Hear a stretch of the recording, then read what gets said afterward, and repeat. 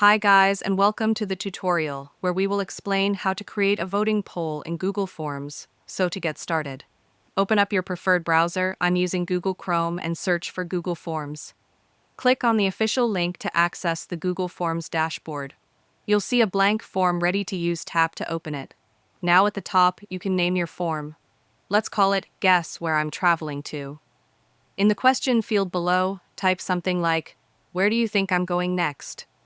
This is where your audience will make their selection. Set the question type to multiple choice so people can pick one option. Now, enter your poll options. For this video, I'm using Thailand, Denmark, and Canada as the choices. You can add more if you want, or just stick with 3 for a quick vote. Make sure to mark the question as required, so that everyone who opens the form has to submit a response. You can also customize the look of your form using the palette icon on the top right. Pick a color scheme or upload a travel-themed header image to give it a personal touch. Once you're happy with the setup, hit the send button. You'll get a shareable link that you can post on social media, send through email, or include in your content.